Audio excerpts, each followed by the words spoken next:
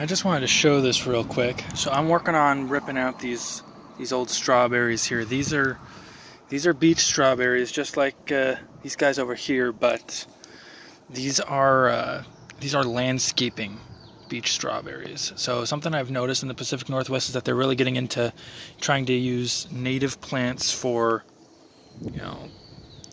agriculture, landscaping type things. The problem is that they seem to use these varieties that are just kind of useless for anything other than like taking up space and covering up the soil, right? So it's kind of pointless to even try to collect them, really. These guys, they're never going to produce fruit, and this one's got quite a lot of flowers on it. This one doesn't even have any. These two are the same here, and I'm tearing them out now because I need actually to use the soil for some other stuff. But I kind of wanted to show you guys what this looks like because I've seen a lot of people talk about this online, and while they're technically true, there's some things that I've kind of noticed that just quite aren't in line with it. So the first one is that they say that strawberry plants have shallow roots, and this really can't be further from the truth. I mean, relatively speaking, what does shallow mean, right?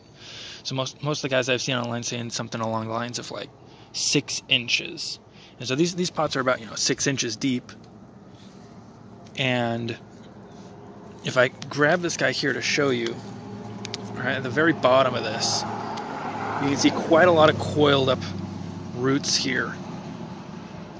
And if you actually splay them out, and this is kind of a bad example here, but these can get actually quite a lot longer than just 6 inches. I've had wild strawberries, some of my guys over there, that when I've transplanted them about 2 winters ago now, they ended up being like well over well over a foot long, almost 18 inches if not longer.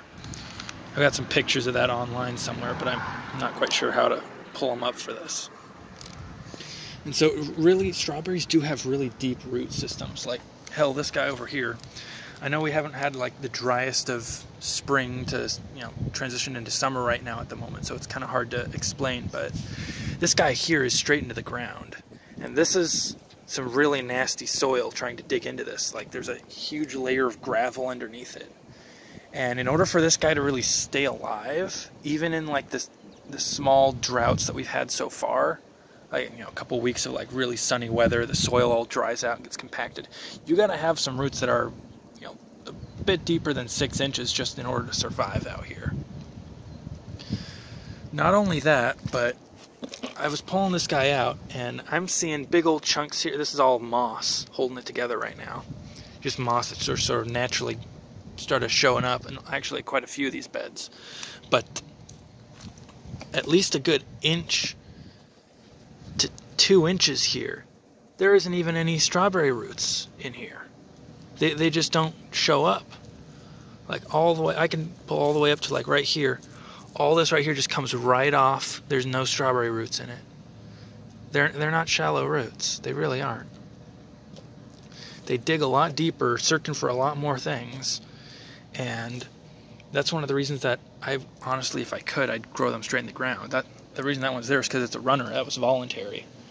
And it's got fruit on it. So ideally, if you can put them in the ground, I would. There's so much more benefit to it.